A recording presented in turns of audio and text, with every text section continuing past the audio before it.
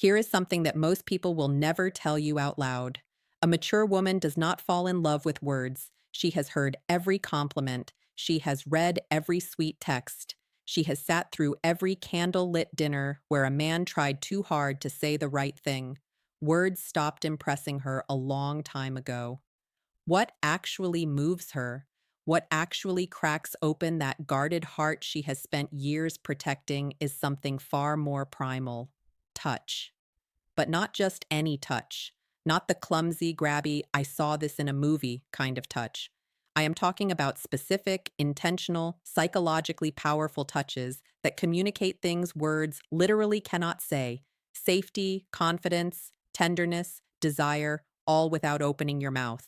A psychologist at UC Berkeley conducted a fascinating study where strangers were asked to communicate emotions through brief touches on the forearm. No words, no facial expressions, just touch. The result?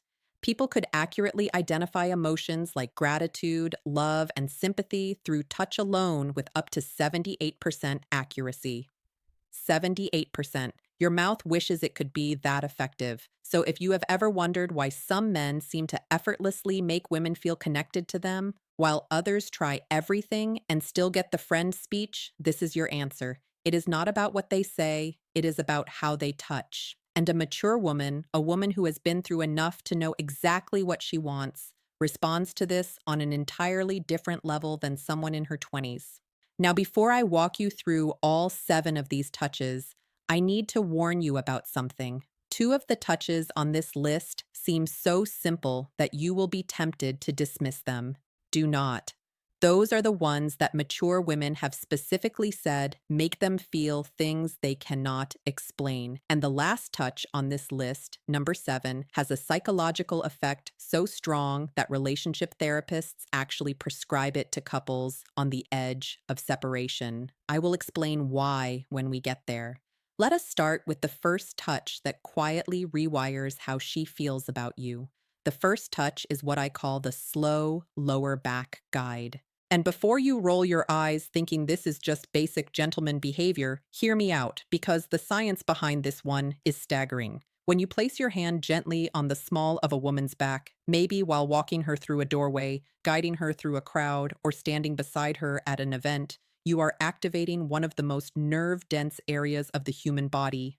The lower back contains a massive cluster of nerve endings that are directly connected to the brain's emotional processing centers.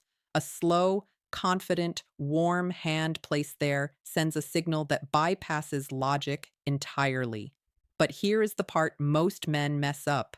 Speed and pressure matter enormously. A quick pat on the back feels like something her uncle would do at Thanksgiving. A heavy push feels controlling, but a slow, steady, warm placement of your full palm with just enough pressure to say, I am here and I am aware of you, triggers what psychologists call a protective bonding response.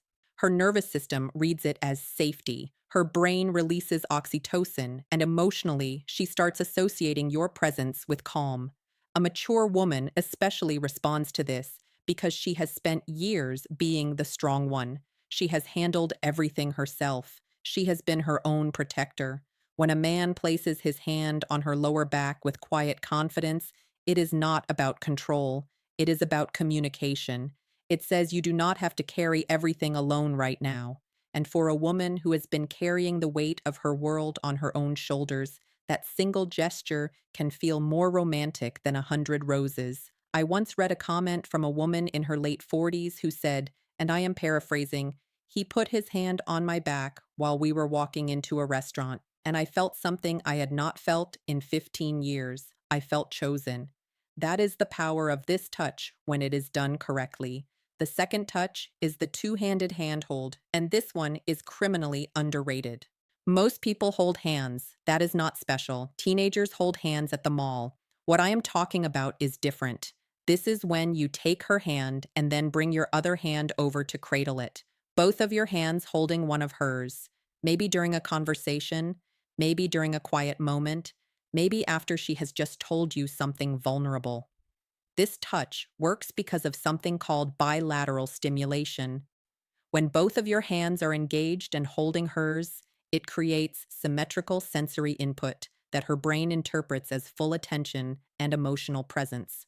Therapists actually use bilateral touch techniques in EMDR therapy to help people process emotional trauma. So when you hold her hand with both of yours, you are quite literally giving her brain a signal that says, "You are safe here. I am fully present." For a mature woman, this is devastating in the best possible way. She has probably spent years with men who were physically present, but emotionally somewhere else. Their body was at the dinner table, but their mind was on their phone, their work, or their fantasy football league. When you hold her hand with both of yours and look at her while she is speaking, you are giving her something she may have stopped believing existed: full, undivided, embodied attention. And honestly, the contrast alone is what makes this so powerful. She has had years of half hearted affection. When she feels both of your hands wrapped around hers with warmth and intention, her brain practically screams, "This one is different." And once a mature woman's brain decides you are different, good luck to every other man who tries to compete with that. Now, touch number 3 is the one that catches most women completely off guard. It is the forehead touch. And no, I do not mean a forehead kiss, although we will talk about something similar later. I mean the act of gently pressing your forehead against hers. Foreheads touching, eyes closing naturally, breathing syncing up, and the world going quiet. This might sound overly intimate for something so simple, but the psychological weight of this gesture is enormous.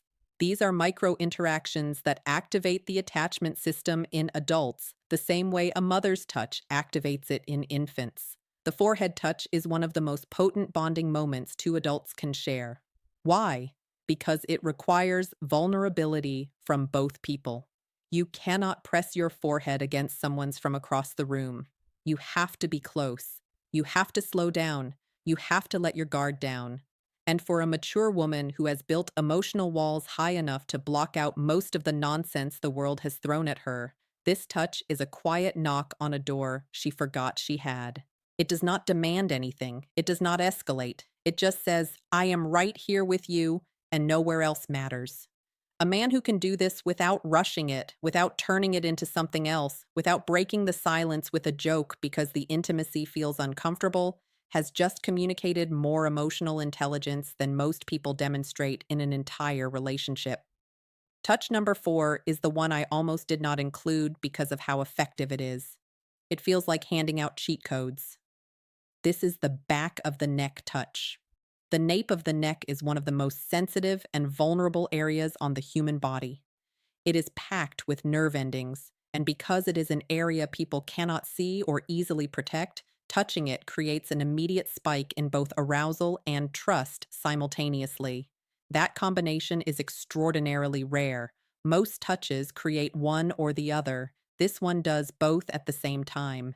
When a man gently places his fingers or his palm on the back of a woman's neck, maybe while sitting beside her or leaning in to tell her something, her brain goes through a rapid fire evaluation.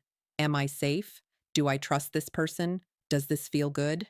And if the answer to all three is yes, the emotional response is almost instantaneous. Her breathing changes, her pupils dilate. Neurochemically, dopamine and oxytocin release together, which is the exact cocktail responsible for romantic attachment. Here is where maturity plays a massive role. A younger woman might not even register the significance of this touch.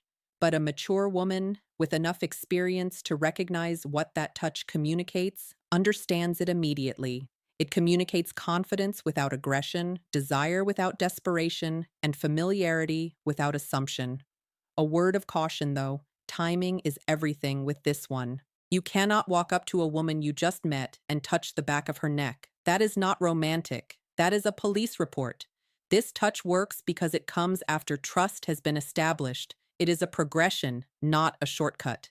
And a mature woman knows the difference immediately. Touch number 5 is the one I mentioned earlier. It is the thumb stroke. This happens when you are already holding her hand or when your hand is resting on her arm, shoulder, or knee.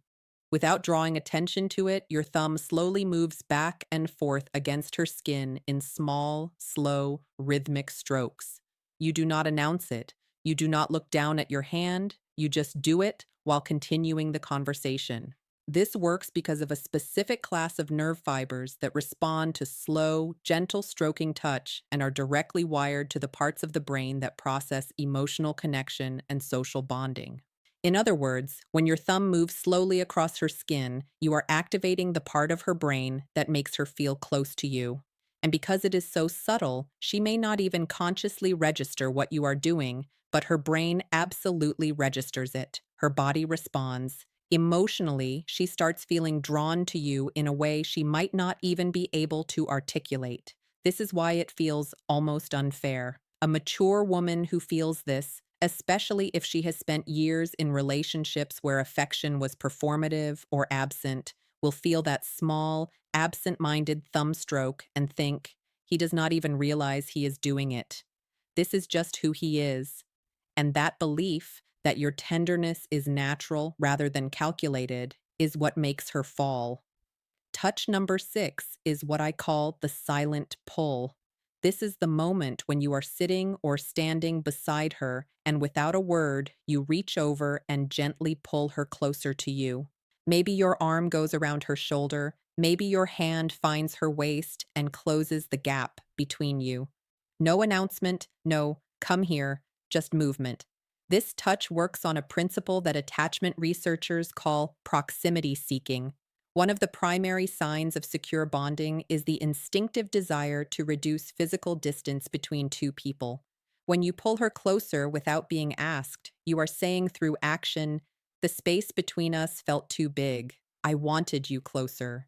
For a mature woman, this can be profoundly meaningful. Many women over 35 or 40 have spent years feeling like they had to earn closeness, be attractive enough, agreeable enough, accommodating enough to deserve affection. When a man pulls her close simply because he wants her near him, not because he expects something, it rewrites a story she may have been telling herself for years. And now, touch number 7, the one with the most psychological weight of all, the long hold hug, not a quick squeeze, not the back patting buddy hug, not the one-armed side hug. A full, both arms wrapped, chest-to-chest hug that lasts at least 20 seconds. Research has shown that hugs lasting around 20 seconds trigger a significant release of oxytocin while simultaneously reducing cortisol, the stress hormone. This means a long hug does not just make someone feel loved, it literally reduces stress at a biological level.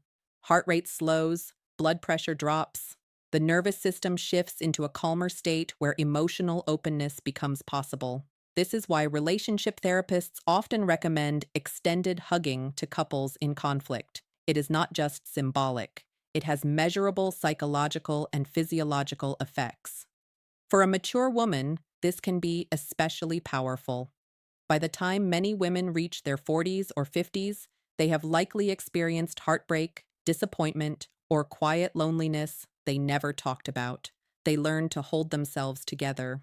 So when someone holds them, not for 2 polite seconds, but long enough to say without words, you can rest here for a moment, something inside them softens, not because they are weak, but because, for the first time in a long time, they do not have to be strong. And that may be the most powerful thing a touch can do. Not impress her, not excite her, but relieve her. Give her permission to stop holding everything together, even if only for a moment. If you can be the person who gives someone that feeling, connection stops being complicated. It becomes simple, and that is what real presence looks like.